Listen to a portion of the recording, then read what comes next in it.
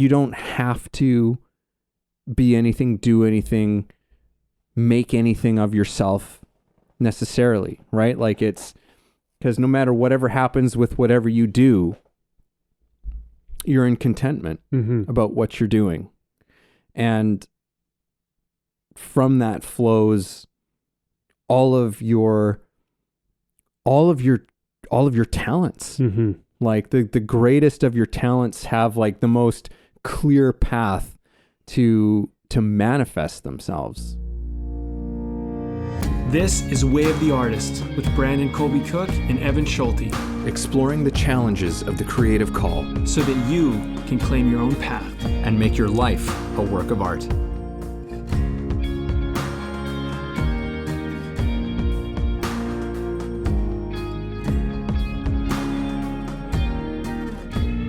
Well, hello there, Brandon. Hello, Evan. Hello. Oh my God, it's so exciting. It's so exciting. It feels like this has been a long overdue thing. Yeah. But we're just excited, folks, because we've got a proper dual mic setup. You know, we've done different setups in the past. We used to just have like, you know, the old Blue Yeti mic, which is a great microphone. We still have one here. And we just sort of like, you just leave it on and it kind of picks it up. But, you know, it doesn't get you necessarily, you get a lot of reverb still when you kind of record that way. And then we got like the actual mic in your face. Although actually for a while we did have a dual mic setup. Now that I think about it. Yeah, because we were doing it over like online. Like we weren't even in the same room. Oh yeah, remember? that's right. Yeah. For some reason I thought that maybe we also did some in-person stuff, but no, I don't think so. So now this is the first time that we've got two mics same time. Sounds. I'm gonna stop, but we're excited. That's the bottom line. Let's get into this episode. Yes. But this is exactly the thing that I'm excited about, is because like you could just sort of jump in, chime in with a few little things, and it's keeps it conversational in that aspect. All right, shut up, guys. Let's get into it. So we were having a chat before we started recording, and I picked up this book back in the summertime. It really jumped out at me, called The Parents' Tao Te Ching, and it's by William Martin. And it jumped out at me because, I mean, I'm a big fan of the Tao Te Ching as just a fantastic book of wisdom, stuff that you like each single, I think it's like 82 lessons kind of a thing, are just so full of incredible wisdom, stuff that's also very like disruptive in a way too, because it's so counter to how we think, particularly in the Western world, and how we're sort of conditioned. But we're going to get into that, I think, probably a little bit in this one. And also, the book had a foreword from Dan Millman in it. He wrote the foreword for the book, and I was like, well, Dan's one of my favorites. Yeah, so there you go. So done deal. Picked it up, and so I was reading from the lesson today. It was like the 7th lesson or something, and there was this part in it, and it went something like this: if you teach your children to achieve, they will learn to lie, cheat, and steal. If you teach them contentment, they will naturally achieve anything. And it was just like, I get chills when I think about it. And so talking about that sort of subversive type of wisdom that you just go, what? Because our culture is very much one of achievement. What have you done? What are you doing? What are you, like achieve. And with that often sort of like, and get. Accumulate. And this is a very, in many ways, counterintuitive. It's not saying that you won't achieve things. It's saying that you will actually achieve anything, but that the means of getting there is very different. The means is not about achievement. The means is actually contentment, and learning how to live a contented life. Not necessarily about being happy, because I think that those are two different things, and we can maybe discuss that. But there's something about that wisdom, and hey, wisdom that's in this book, it's for parents to help to impart to children, but in many ways, we need to sometimes go back and do that kind of reparenting to ourselves. And so I think that there's a lot that we can take from that too, and a lot that we can explore just within those few statements. So Brandon, I'll pass it off to you. Yeah, well, I do think there's something about this too, about the purity of doing something that's important, that needs to come into this conversation. And I think it has a lot to do with what you've kind of already brought up, is that I think often when we do start something that, we want to do or like to do, we do it because we like it. There's something about it that we like, Like I remember, playing sports, and like I actually remember when I had the small little period of time where I thought, hey, maybe I could be a professional hockey player, and I was hanging out with all these guys who were like AAA, and I was relatively new, like in a sense that I hadn't really played at that level. And I was more of a roller hockey player, which is kind of a joke to ice hockey, really, but I had a lot of like skill because it transferred over quite well. But, I was still kind of catching up because I wasn't as familiar with the ice. But I remember we were at a hockey party, and they were kind of like, the coaches were talking about bringing me on the team. And I was at this hockey party with all the guys, all the girls, everybody. And I remember just asking them, like, so you want to like be in the NHL or whatever? And every single person was like, yeah, that's what I'm here. That's what I'm doing. Yeah. And I was just like, oh.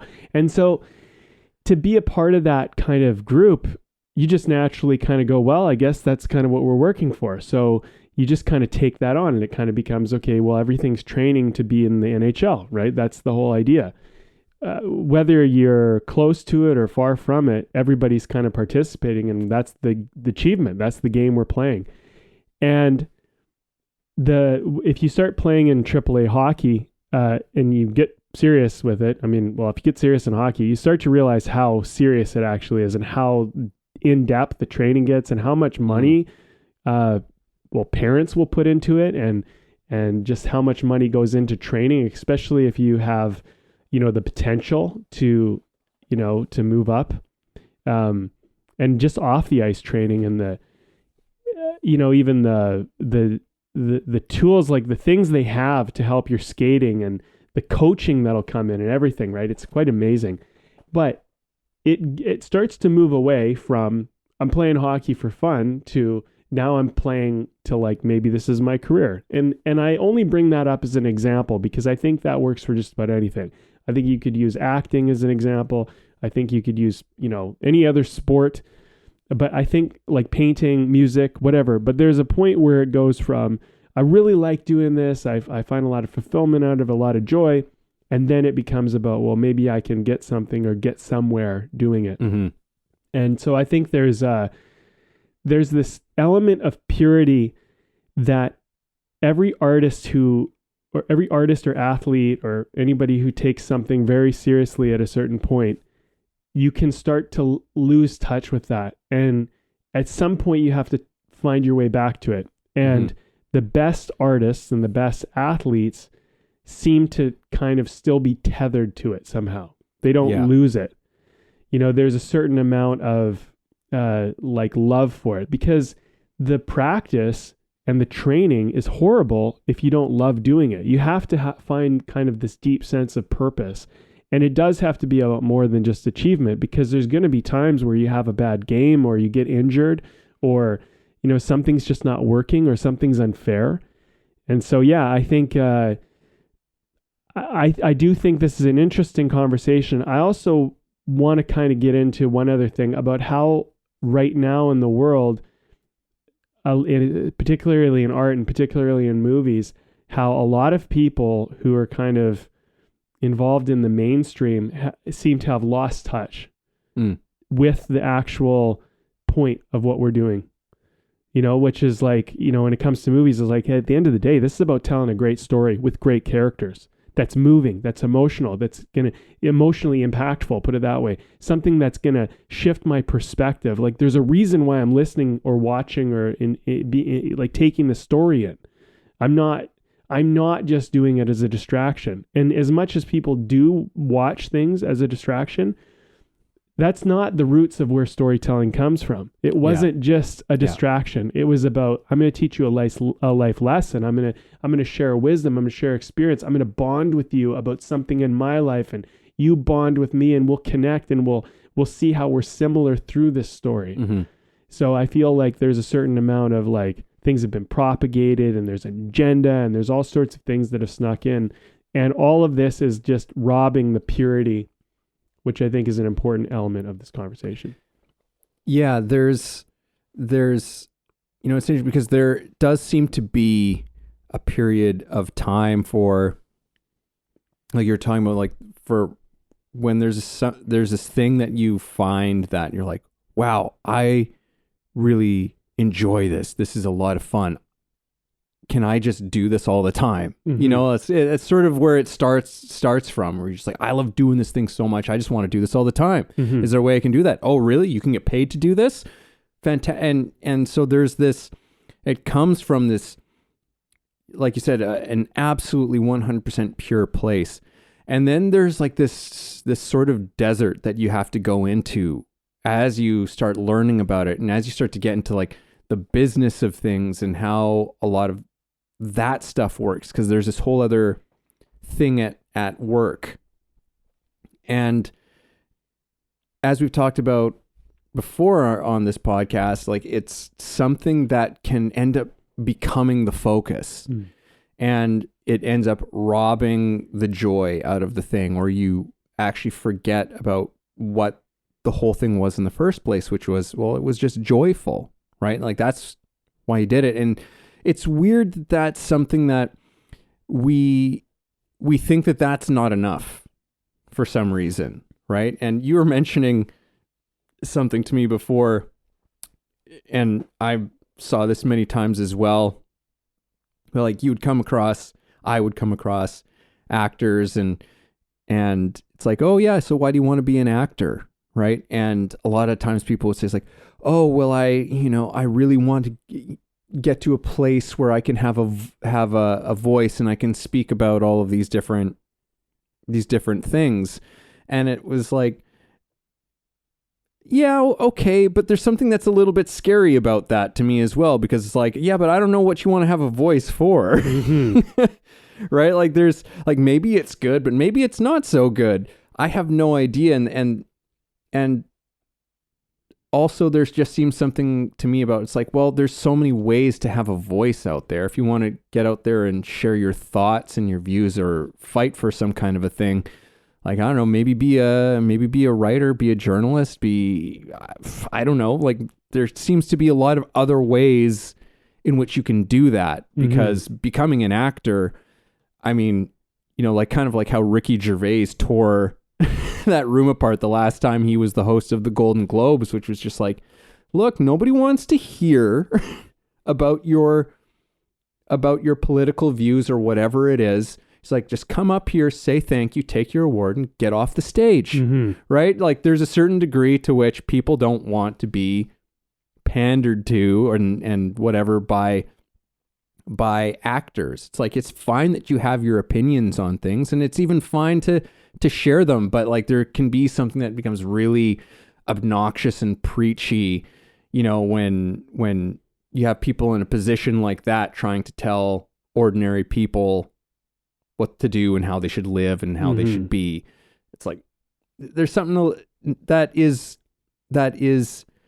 understandably ick about that thing. And so it's like, well, so is that really what this is about? Right? Just so that you can be that thing? Or is it because you actually maybe just love to do this thing? Like there's something about acting. Maybe you can't put it in rational terms, but you love to do it. And that's okay. You can just love to do something. Yeah. Right? And in a way, kind of coming back to that, almost that wisdom of just doing the thing, because that's something that not necessarily in that particular quote from the Tao Te Ching, but I know is elsewhere in it, where it's like, hey, there's an interesting thing that happens when you do something purely for the sake of doing it, and you've invested yourself completely, as fully as, with as much of yourself, heart, mind, body, into the thing, that has a weird way of creating a ripple that has an effect, a positive effect on people. And you might not be able to necessarily put that into tangible terms or words, but it does something. And there's a part of us that doesn't trust it. And that even goes into more of a, just thinking about it, that goes into even more of a microcosm when I think of acting. When I had a teacher say, it's like, hey, listen, you don't have to try and convince us that something is going on for you when you're performing in this scene. Because if you really have something going on, right, we get it. As an audience, we totally are picking it up. Because it's this thing of that often happens to actors, like, oh my God, I'm having an emotional experience. I'm having a real moment here on stage, and then you fuck it. You have this real moment, and then you screw it up because you're like, oh, I have to make sure that everybody's getting it. And so then you do some really, bizarre, unnatural kind of thing. Cause like you're getting it, right? You're seeing what's happening right now. And it's a kind of it becomes a self-indulgent thing. Yeah. Right. What started out as a natural thing becomes the self-indulgent thing. And it was just like, hey, look, don't worry. We got it. Just stay in the scene, stay in the moment, keep doing the thing that got you here. Right. Because we're riveted. We're totally riveted. And it's a thing of trusting yourself, right? It's a thing of there's a bit of an act of surrender that's going on with it, where you kind of have to give up a lot of your ideas of what you think this is, what you think it's supposed to be, and just allowing it to be what it actually is, and that thing's going to be enough, and that thing is actually the most powerful thing that you can do. Yeah, I think that another thing too about all of this is that action speaks louder than words, and it's not about getting yourself into some position of like fame or prestige or whatever, and then getting up there and sitting on your high horse and talking to everybody and telling them, hey, look, this is what we need to care about and this is what you should care about. I mean, if you're doing that, there's a very good chance you're just propagated and you're actually speaking someone else's message. I mean, not to say that you shouldn't speak up when you think something's wrong or like whatever, but like you don't always know. Like, the thing is one thing about people is we're very tribal. Whether we like it or not, we pick a side and we decide, hey, that's my team and I'm going to fight for that team. And this is the side that I stand on. And sometimes it's good, but sometimes it's really, really stupid. And what I mean by that when I say stupid is like everybody's on that tribe you're fighting for, but you're talking to me like I'm not.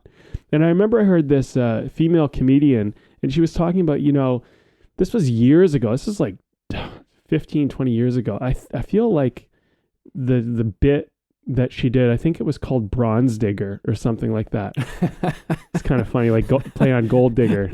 But this one little bit, and I vaguely remember it, but she was talking about how like this one guy gets on social media and it just says the dumbest shit. Like he'd be like, guys, we really need to stop genocide. It's like everybody fucking agrees with that. Like you're talking to us like some of us are like, no, genocide's good, like what? But I feel like a lot of people, and artists in particular, they get wrapped up into this stuff, right? And it's like, just like,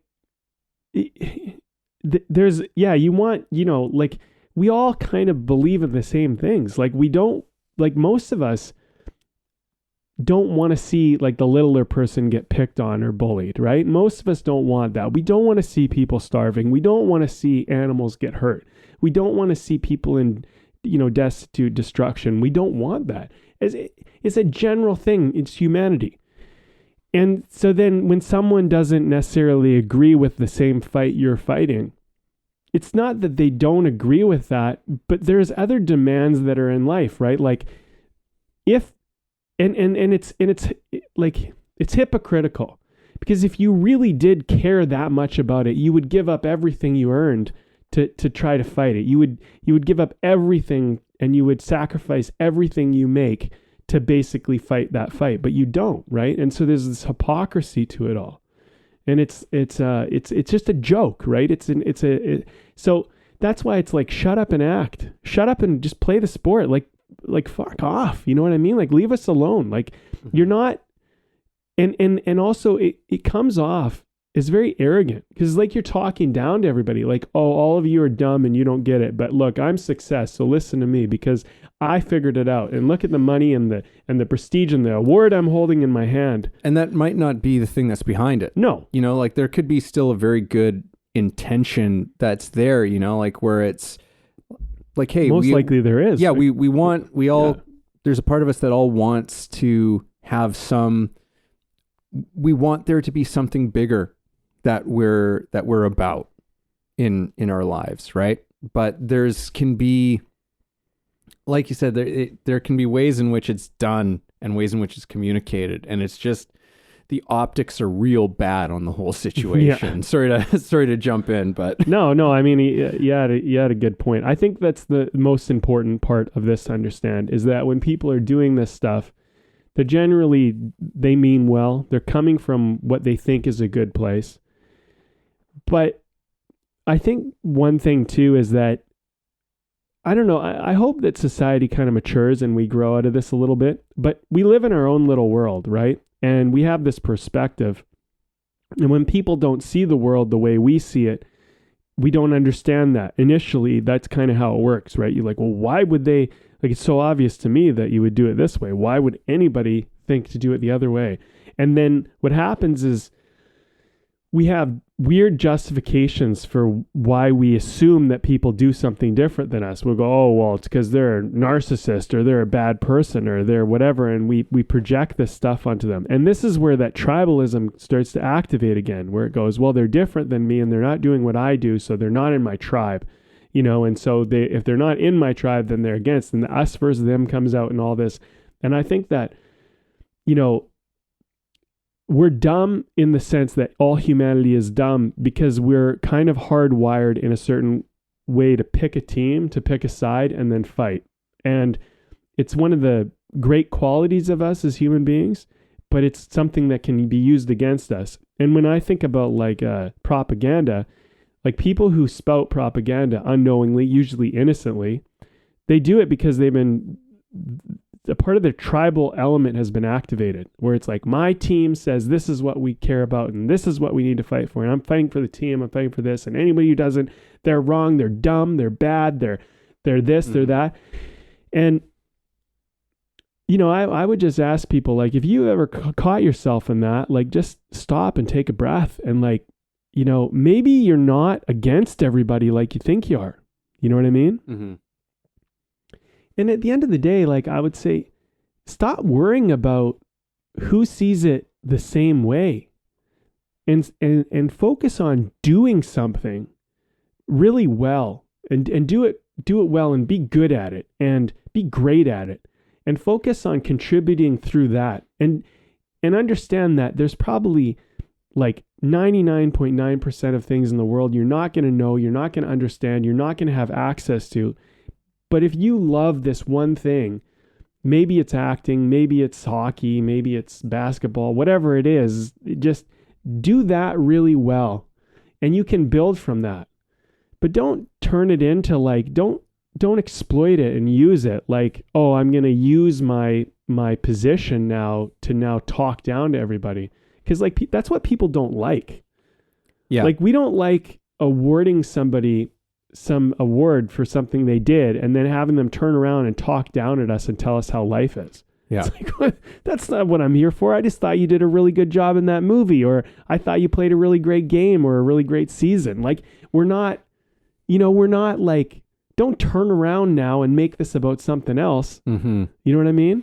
And I think that there's a certain element for people who are artists or are athletes or people who are maybe pursuing their dream where they think, oh, well, like, what am I contributing? Because all I'm doing is this. And it's like, well, that's the thing. We don't always know what we're contributing. We don't know how it matters or how it plays a part.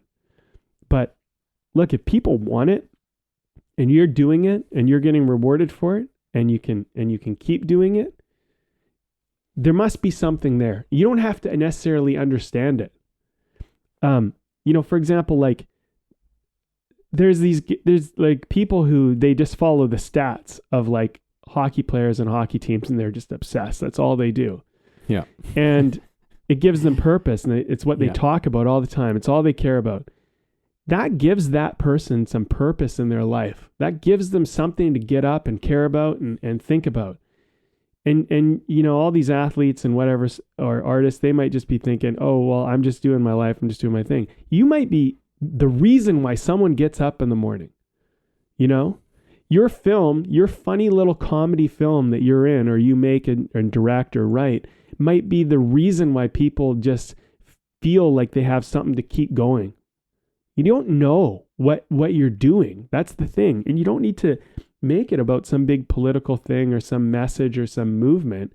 You can just make people laugh and hey, look, or make people have an emotional experience. And look, that's a good thing right there. Yeah. I have a memory from like a kid from high school. He was a few years younger than me, and I directed him. I was in like a directing program, and we directed some stage like plays like for like the grade 10s when I was like a senior.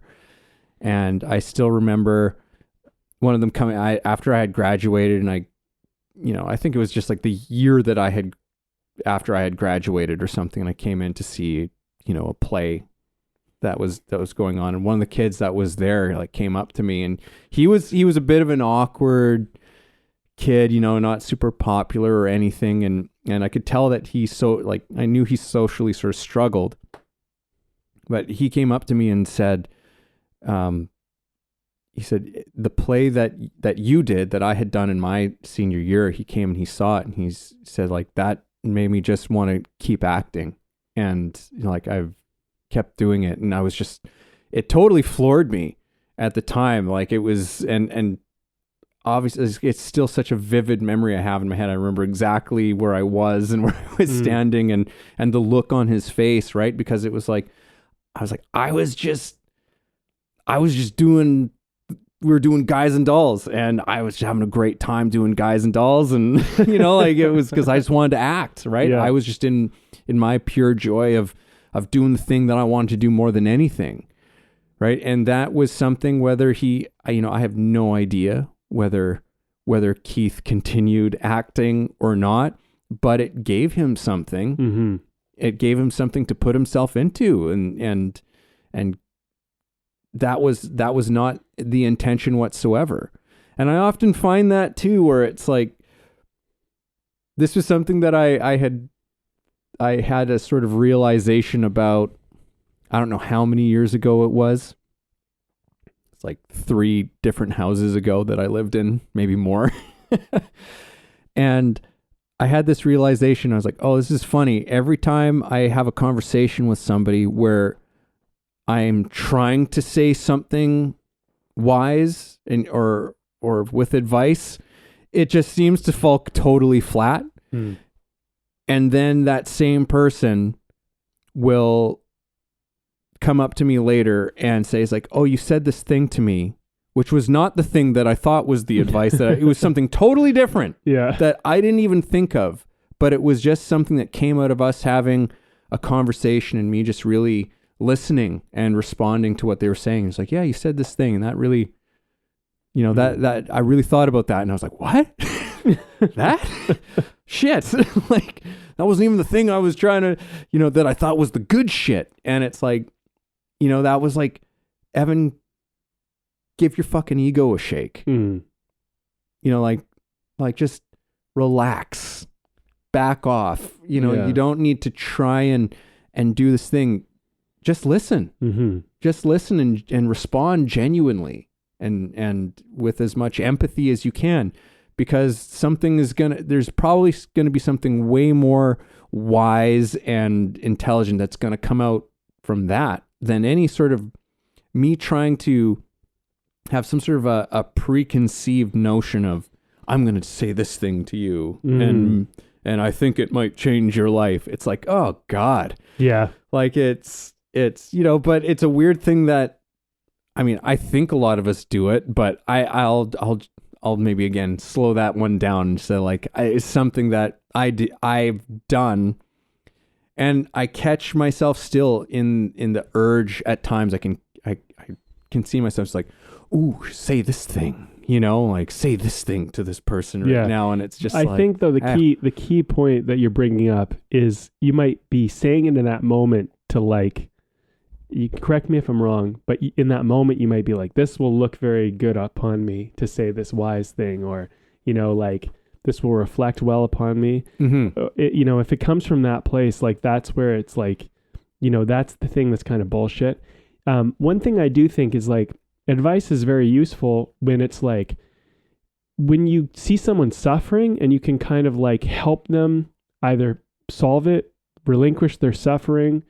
I do think that there's a certain type of advice which is useful when it's like someone's kind of feeling a little bit like they're lacking motivation or they're lost in motivation, and you can kind of like either motivate them by like clarifying or helping them see something a little bit better. People love that stuff. I've had people thank me because like I'm often telling people like to rest, and people are like, oh, I'm working so hard, blah, blah, blah. And I always just tell them this story that my dad told me when I was a kid about, these loggers. I'll do it real briefly, but I tell them this little parable story that my dad told me because it always stuck with me. And I just think it's such a great one. Two loggers. Okay. So basically the story follows two loggers. Okay. There's an offering up north where if you cut down trees, you get paid for every tree you cut down. And when the loggers get up there, there's this young guy he's a young buck guy. They're like, we're going to pair you up with someone in each territory. And if you cut down more than your partner, you get a 25% bonus as well as every tree you cut down. So it motivates them to kind of compete with each other. Whoever cuts down more trees gets the 25% bonus. It's pretty substantial. Young guy gets paired up with this old guy. He looks at him, says, this guy doesn't stand a chance. He's like, I'm just going to be cleaning up this money, right? So he goes out, cuts down all these trees, comes back the next day. They do the tree count, and the old man's like blowing him out of the park. And he's like, what the hell? He's like, can't believe it. He's like, this old guy blew me out of the park. So he goes out the next day, works way harder, chops down more trees, comes back again.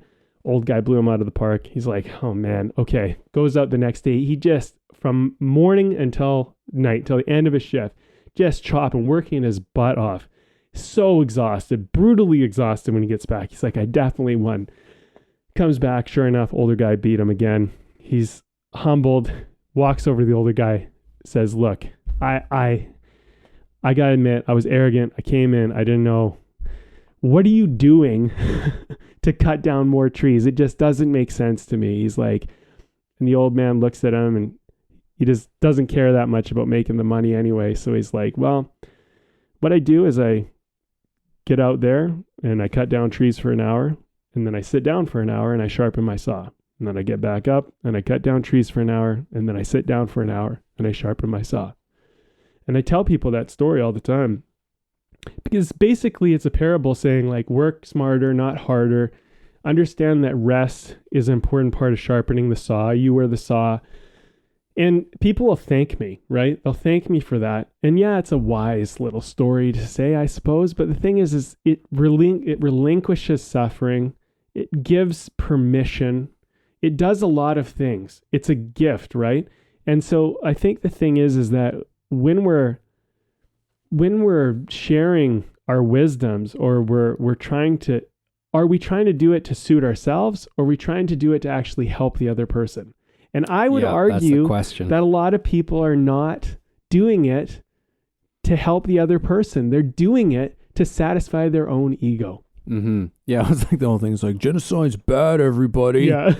Yeah, no shit. You're just trying to look good, right? Because basically that looks good on you to be like, yeah, I don't think this is good. Yeah, it's like, yeah, but you look like an idiot. And that's the whole, like that's maybe it comes down to that, right? Like what you just said, the looking good, right? Like the coming back to where this whole thing sort of started from, at least this episode, right? This whole thing of if you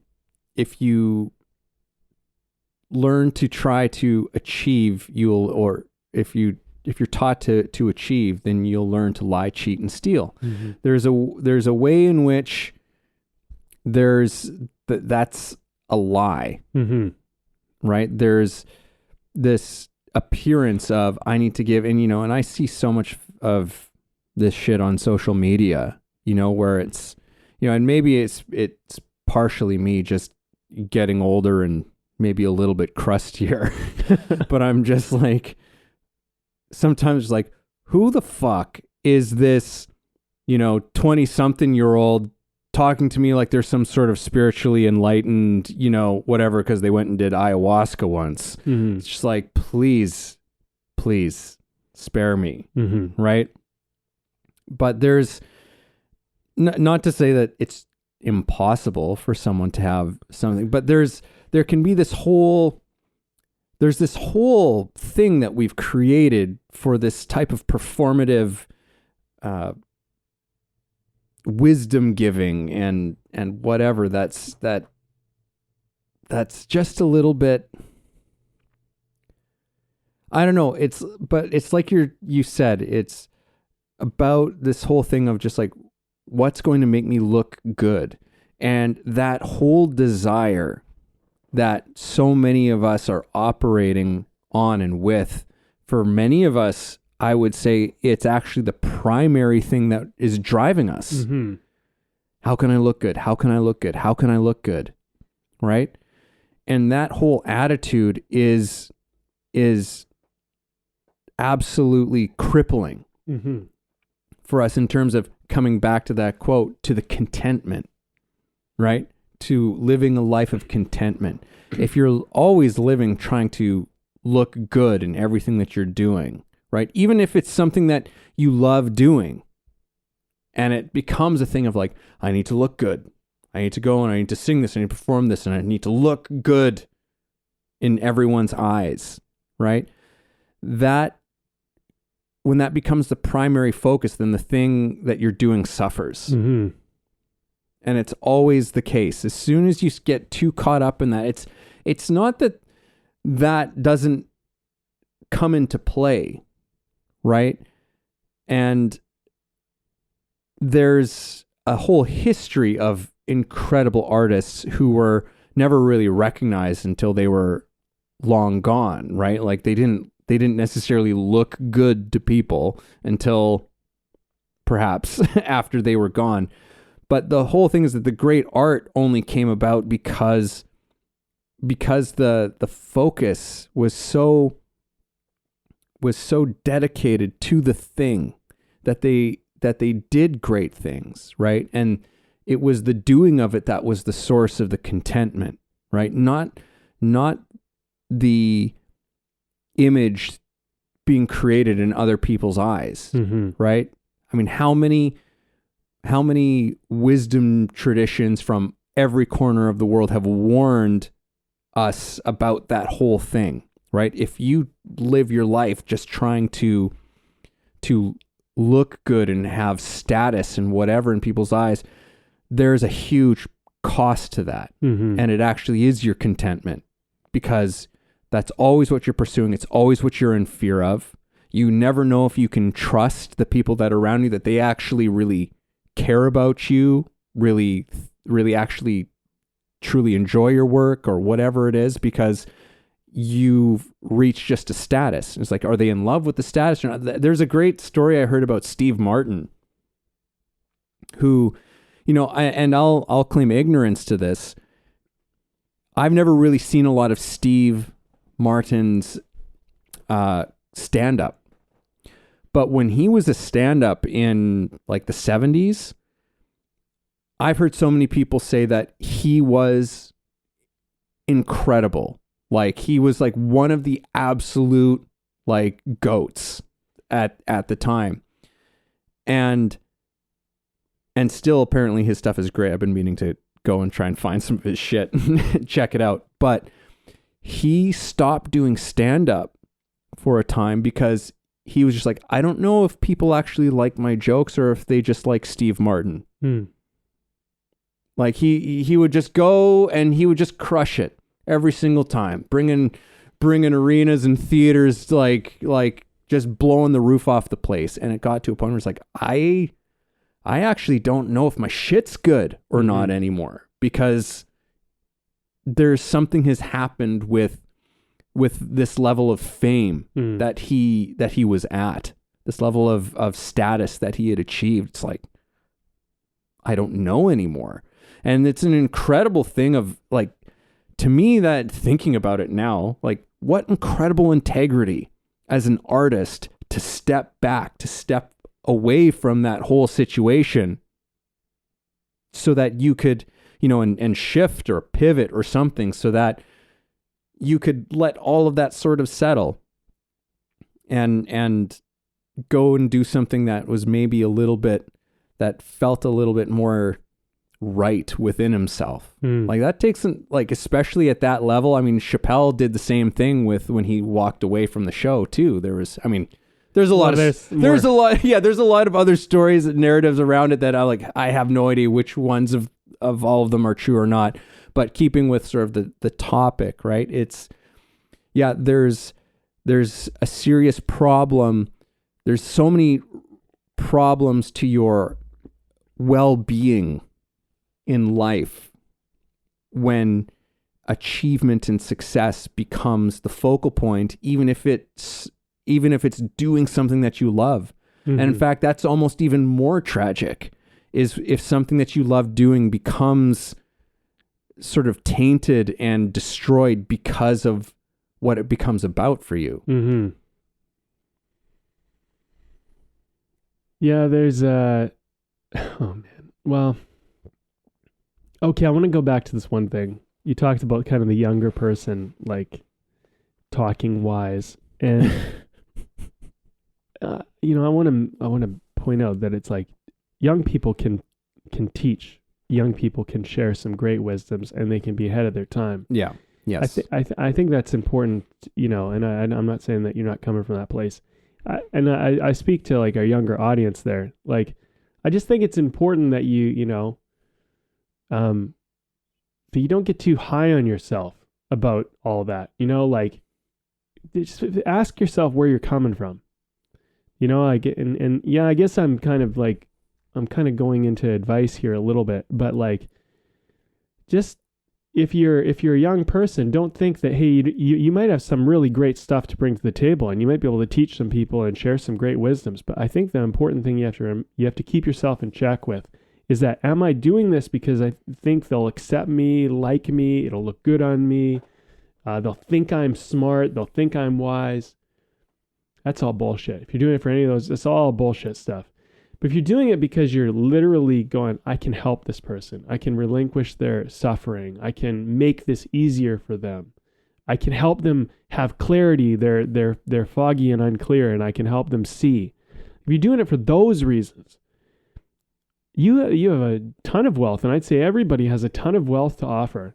We live in a time, in my opinion, where it's like very, very narcissistic in general, in just the way in our society looks at things, because we do look at achievement and we look at self-serving things.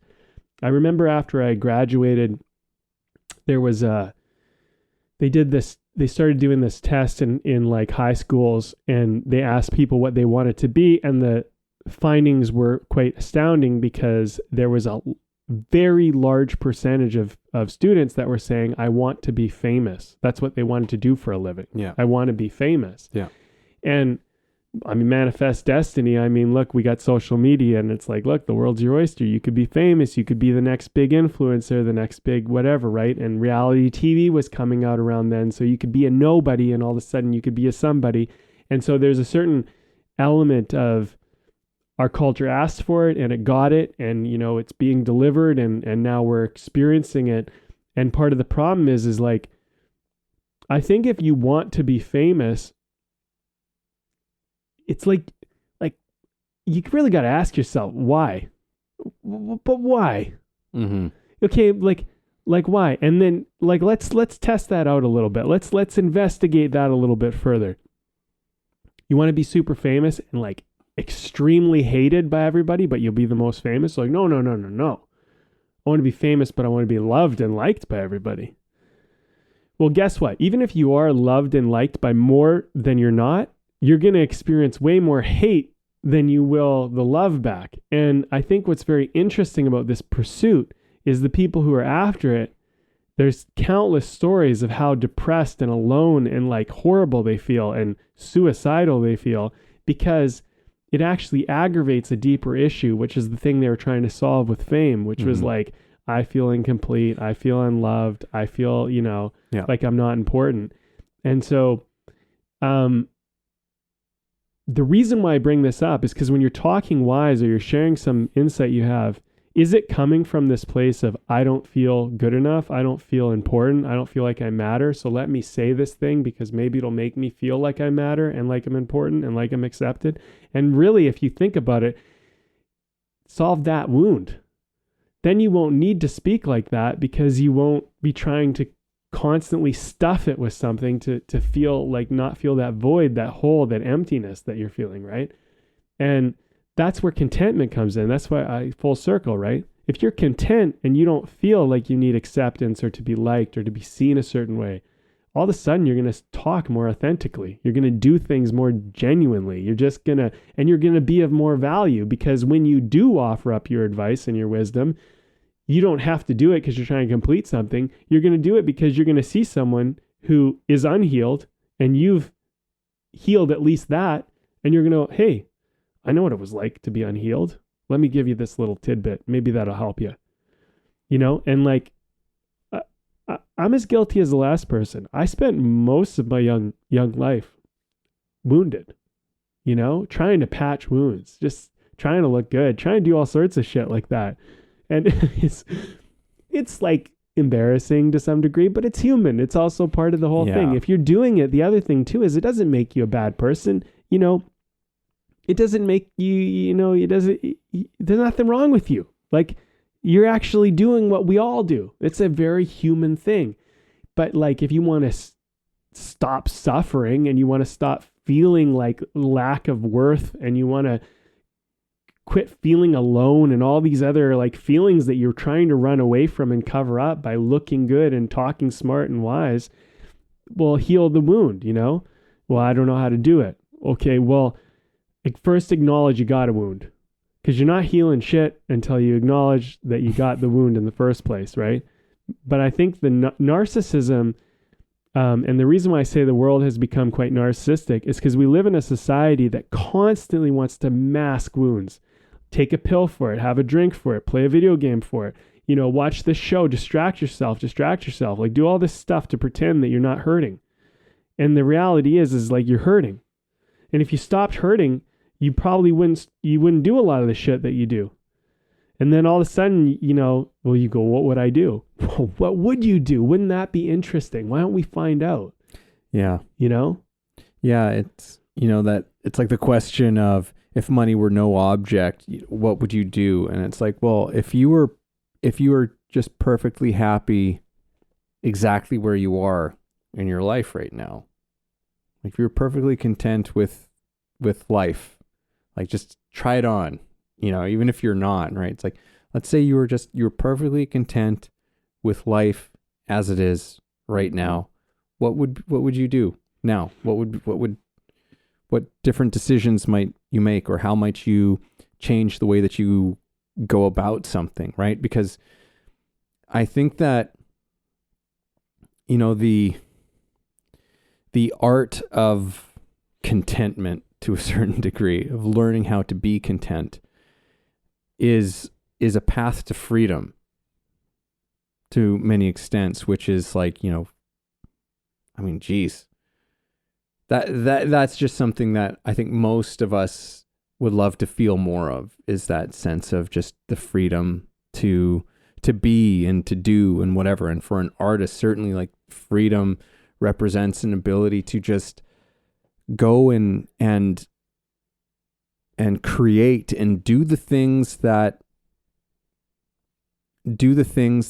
are of greatest interest and passion to you, without any sort of reservation about it, right? Without any feeling of, what does this have to be? Where does this have to go? What does this have to achieve? It's just pure freedom. It's like, no, I'm just going to go and do it because I'm okay. I'm okay right now, right? And we can, that's why I think it's a great thing to try on. Like just sit there and actually try and feel that, not just try and move it beyond just kind of like an intellectual exercise, but like actually what does that feel like? Because at least whenever I do something like that, and even just right now, like touching on that a little bit, it helps me to recognize that, well, that's not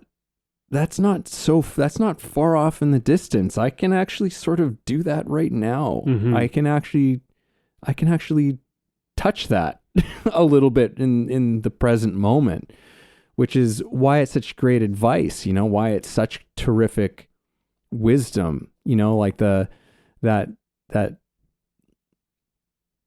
contentment of what is, because it opens up everything.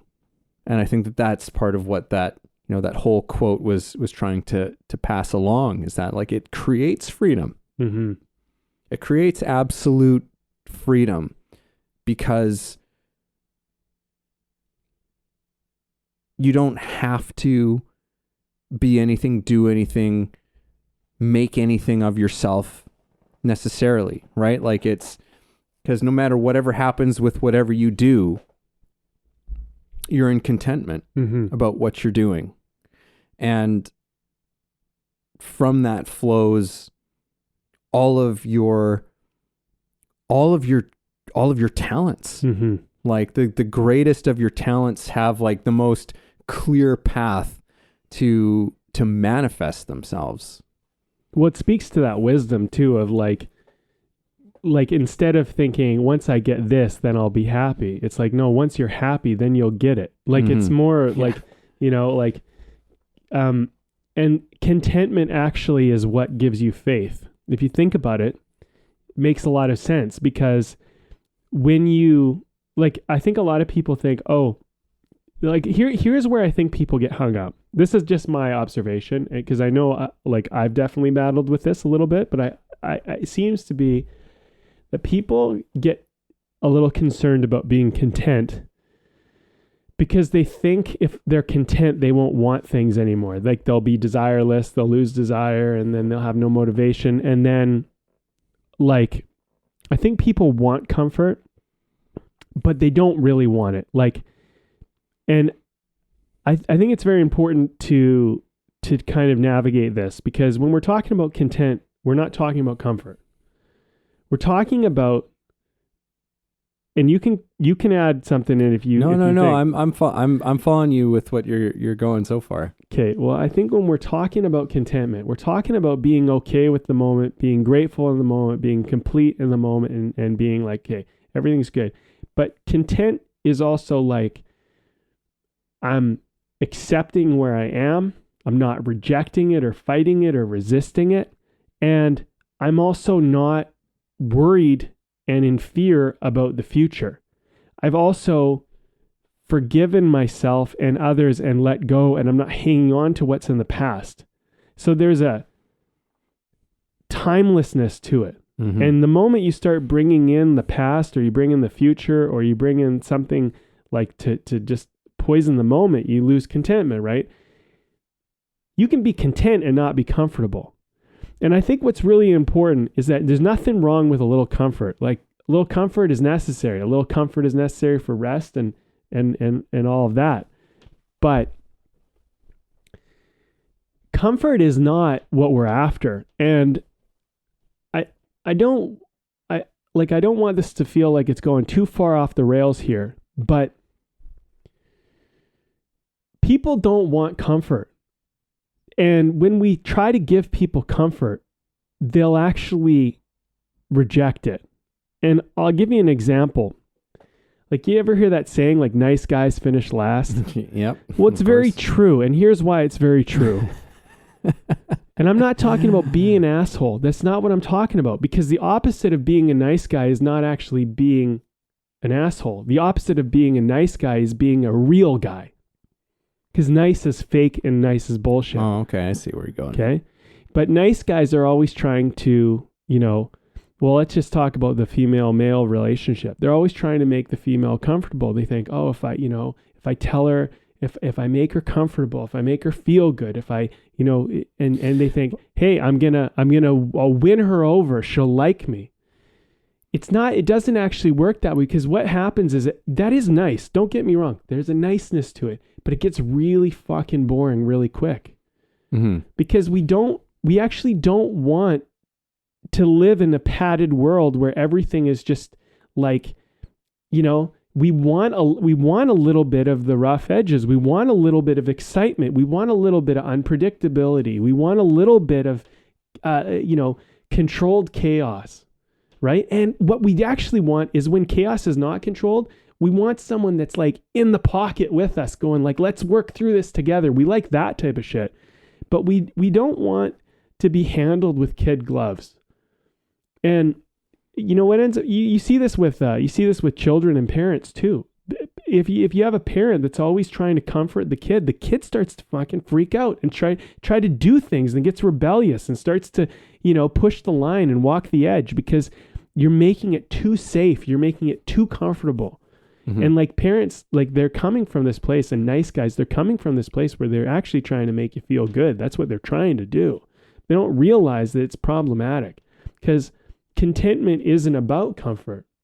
We do want a little comfort, be comforting sometimes, but if that's all you do, it becomes as boring, becomes flatlined, and it's not interesting. Right? Yeah. No, I think that's a very important distinction, that contentment isn't the same as comfort. And also I would say as well, like, because, like I've done men's work. I'm in like a men's group, and one of the things that I see and definitely recognize also in myself, but something that comes up a lot is, again, guys who are really nice, who suddenly find that they have issues with boundaries and things like that. And it's not necessarily just with women, right? It's like with other men as well. It's like, I don't have good boundaries. I don't know how to say no. I'm a people pleaser. And it's like, and so those aren't inherently just things that like, are just about men, because anybody can do that. So it's like, be a nice guy. It's like be a good girl, right? Like, it's like, there's this whole thing of like, repress your honesty just to be more pleasant for the rest of us, so we don't have to deal with you. Right.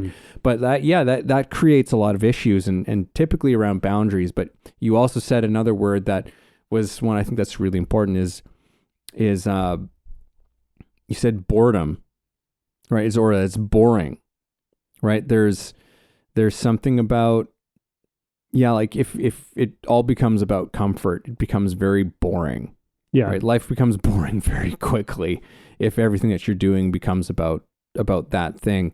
But and just touching back on that point to reiterate it, because I think it's another important one, is that there's this notion that if I'm just happy or just content with how my life is, that's going to, like, I'm not going to want to do anything anymore. Yeah. Right? Like, that's what I was getting at. There won't be any action taken in my life anymore. And it's like, it's a complete... Wouldn't that be comfortable? Yeah.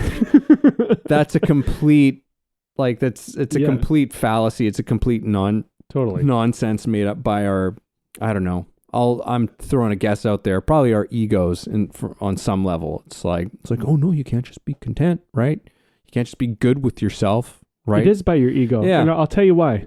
Go for it. I have an opinion on this. Your ego is going to do anything it can to keep itself in place. It does not like to be, the ego does not like to die. It does not like to go away. It does not want to be destroyed. It doesn't want to be disrupted. So any of your toxic behaviors, any of your addictions, anything you have, your ego has strategically put that in place to create a certain amount of predictability, control, whatever. It's trying to do something in your life. So the moment you remove this shit, it goes, shit, I don't have control. I no longer exist. I'm not here. I'm not running the show. There's a part of you that will go back to that. So it's like to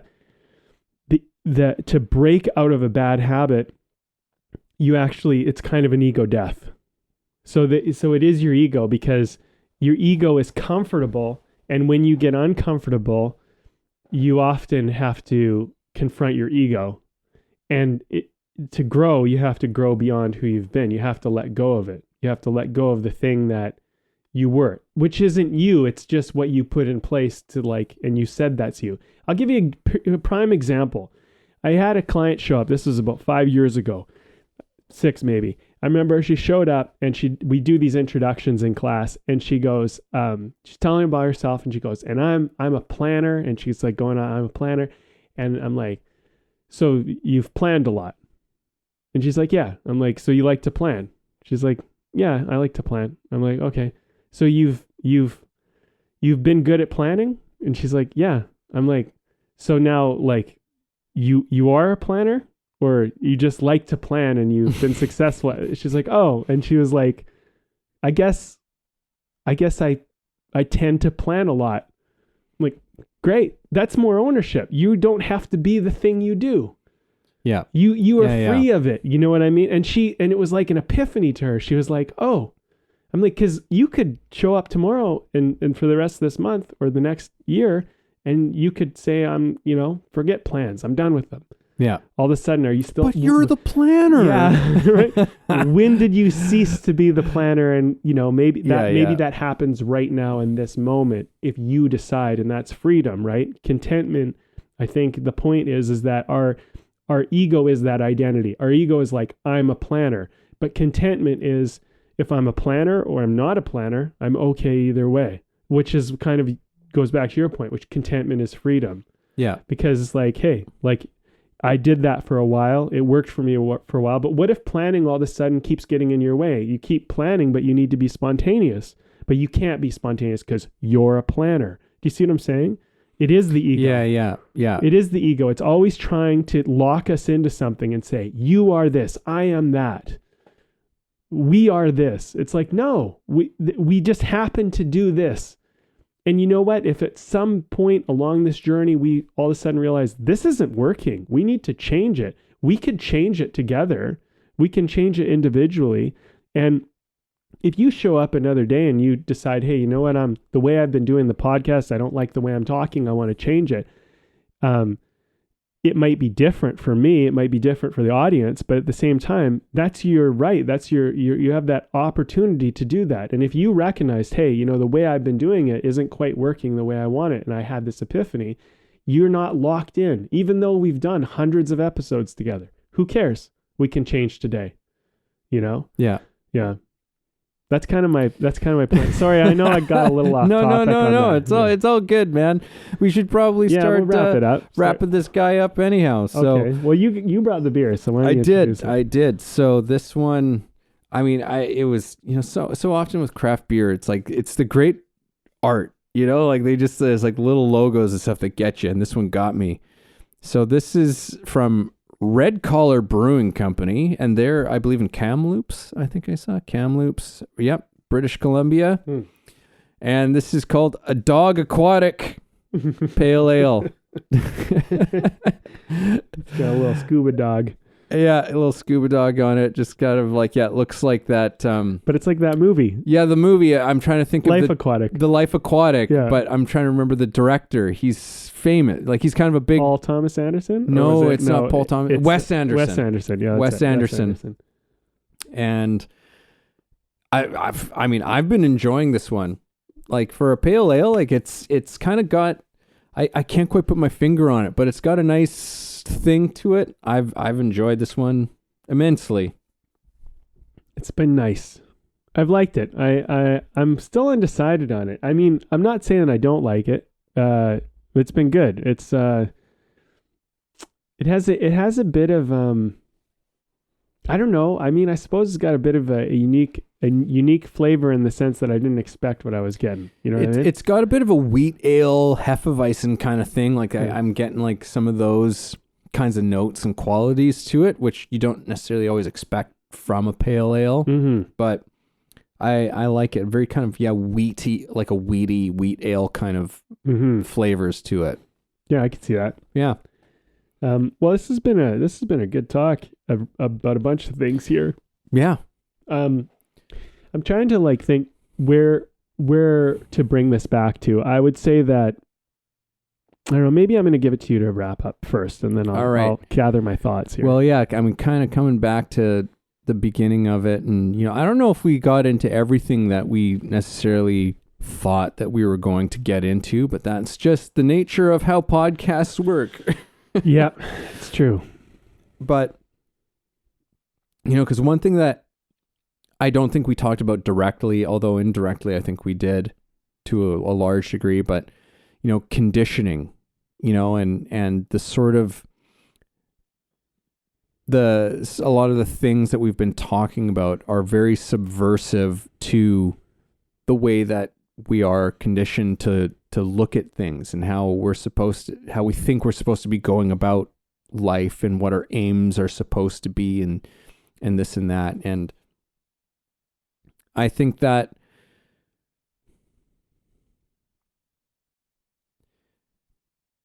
coming back to the fact that this all came out of a book that's supposed to be for parents and how to teach your children, and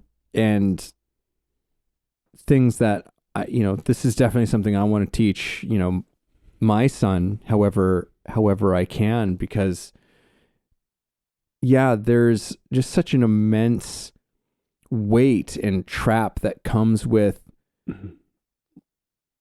going through your life with achievement, and because achievement is like, it's in whose eyes are we saying that we've achieved something, and usually when you ask that, it's like, it's from others. We're looking to show others, like, to look good. It's like, look at what you have done, da da da da da da da da da. And then the thing that happens is like, so what's next? It's like, I already don't even give a shit about what you did. Yeah. Great point. What's next? What are you doing now? Right? Some people can get pretty aggressive about that shit too. It's like, it doesn't matter what are you doing now? Yeah. What are you doing now? And it's like, holy shit. Like, that just seems like an awful existence, like that, where it's just like you're constantly under the gun. And in some way you've got to find a way to free yourself from that. I'm a big fan of Elizabeth Gilbert's book, Big Magic. And she talks about this experience of, after having written Eat, Pray, Love, which was then turned into a very successful movie, like, it blew her up big time, took her out of obscurity, threw her like right into the spotlight. And people asked her about, it's like, so what are you going to do next? Like, how are you going to top it? And she was just like, holy shit, I can't be thinking about how I'm going to top what just happened. Mm-hmm. Right? I wrote this book. I didn't think it was gonna do anything crazy, right? But this was just the story I was writing, and I wrote this story, and it was, much based on her actual life. But it's like, you can't go about trying to, like you were talking about, like this past thing, like removing that from the equation, because you become so paralyzed if you're just trying to top it, or things would start coming into the creative process that have no business being there, that are only going to pollute the whole situation that's going on. And somehow you have to find a way to just come back to that place of purity and joy and go, it's like, okay. And in many ways, and forgive me if this was not actually part of her story, but for some reason I think it might be part of how she shared this story, which is that you kind of have to go, well, whatever I do next isn't like, or anything that I do from here on will probably never be this big. We'll never have the same level of, attention as this thing got. You need to just come in some ways, you got to put your mind to the complete opposite. It's just like, you know what? Everything else from here on it will never be that. Mm-hmm. So now you can just get on with it. You can take that off of yourself and just get back to doing the thing. Right. And, maybe she never writes anything ever again that has that level of notoriety. But she actually still might write some of her best stuff. She might write something far better than that. And it will find the people who find it, and they'll say, this was incredible. This was the best thing that you've ever done, right? Even though everybody's kind of moved on or a lot of people have maybe moved on from you, mm-hmm. For whatever reason. But it's not the point. The point is that you're doing this. Mm-hmm. The point is that you're writing because that's the thing that you care about, and that you're putting your heart and soul into the thing that you're doing. That's the point, right? And it will find who it finds. Mm-hmm. And that's good enough, because maybe it's finding who it's supposed to, mm-hmm. right? And again, you don't know the effect that thing is having, right? We can get too mesmerized by the spectacle of success that you don't see how, again, the little things, these little things that just come out of you doing what you're doing, have these ripples that maybe go even further than the thing that looks more glamorous and looks like it made the big splash. It's actually these other things that oftentimes trickle out and have a widespread effect, and that requires a certain level of trust and faith in what you're doing. Yeah, so true. I think this is the big thing about like with it when it comes to like what you're trying to achieve. It's like, why are you trying to achieve it? And what is that achievement to get you? You know what I mean? And I think one of the most important wisdoms that I've stumbled across in my life was like, okay, so why, if I want to achieve this, why am I trying to achieve this? Like, what am I trying to get? And then if I can figure out what that is, could I get that without this big grand achievement? And so then if I could, why would I go bother achieving it if I could just get it? Right? Because there's a lot of things where people will say, oh yeah, I want this, I'm going to achieve this, and then I'll get that. Well, if you can just get it, why don't you just get it now? And then let's see what would happen. What would you do then? And the thing is people think, well, then I won't achieve. But it's like, no, that's not true. That's the thing. So finish this wisdom. One of my big awarenesses at a certain point was that you don't get what you want, you get what you are. And when you start to accept that, you start to see that everything you have is because of the way you are. So if you're struggling, it's actually just a mirror reflection of something that you're struggling with. So the external world will constantly reflect what's internally inside of you.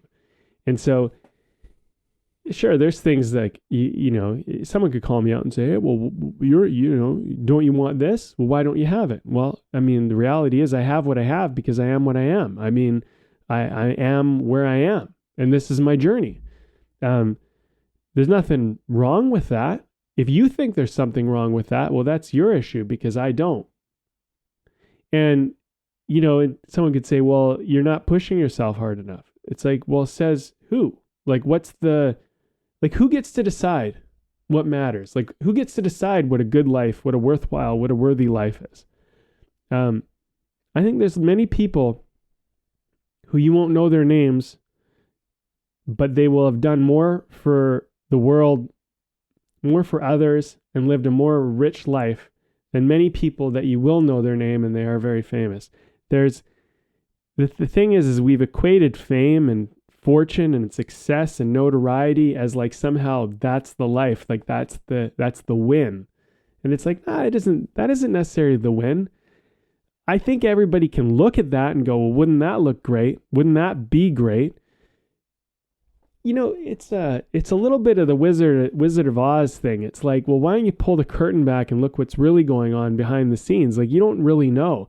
I remember, to further this point, I remember when I was a kid and I look at movie stars and they're married and I think, wow, you know, they're driving these nice cars and holding these awards and walking down red carpets and they're married to these people and living this life and doing this thing. And then sure enough, you go down the road, not even a few years later, they're divorced. It's horrible. You know, you see all this stuff coming out. It's like you think, well, that sure looked good. And I'm not even throwing shade on somebody who's living that life. Like, you're living that life. Like, it's a pretty interesting life. I'll give you that. But I think the idea that somehow that's the win, like that's the life you want, and that somehow like having a happy marriage and, you know, getting to spend time with your kids and getting time to go to the park and be alone and not be bothered, those might be pretty fucking great too. You know what I'm saying? And the thing is about contentment is it's a very interesting thing, because if you really like go down that road in contentment, and look, I'm not going to say that I found ultimately, you know, my nth of content, but like I started to realize at a certain point, you know, there's a certain amount of like, this is your life. This is your life. I was walking the dog today, and as I was walking down the street, I was thinking about some things in my past. And I was thinking about, I was just thinking about how like my dad, he really wanted to achieve. It's just funny that I was thinking about this. It had nothing to do with this conversation, at least nothing that I thought it would. But he really wanted to achieve. He really wanted to have wealth and success, and that was really important for him. And, you know, he built a mansion. I lived in a mansion when I was a kid, and I had for a little while, and then we lost everything, and I lived in a trailer park. And I was walking the dog thinking about this, and I was like, well, that was an interesting thing I got to experience. And I'm like just walking along, and I was like, I have a pretty interesting life. And I was just really content thinking about my interesting life. But I was also asking myself, why did I have to experience that? Why did life have to go that way? You know, like, and I was like, well, you know, that's how your life went. And I was kind of just talking myself through it, not really literally talking, you know, just kind of thinking my way through it. And I was just like, well, you know, you have an interesting life, and maybe that's something to be proud of. You know, maybe that's just something to enjoy. You know, you got to experience wealth, you got to experience poverty, and now you're here, and what do you want to do with it? And you're walking a dog, and it's a beautiful sunny day, and hey, that's not so bad. And, you know, it's just like, it was kind of one of those moments, you know what I mean? And yeah. I feel like that has a lot to do with what we're talking about today. I don't know if you have the final thought on that, but I guess I mean, it's like, it's, you know, how much more do you need in life than walking a dog on a sunny day? I feel like I almost went Matthew McConaughey there. How much more do you need?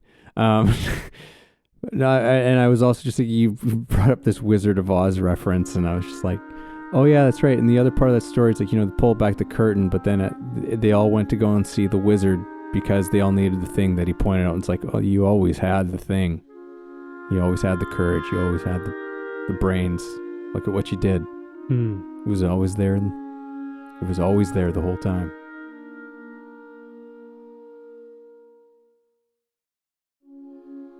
Thank you for listening in on our conversation today. We hope you found something helpful that you can carry forward with you. Head over to our website, wayoftheartist.com, for more free exclusive material and learn about the show.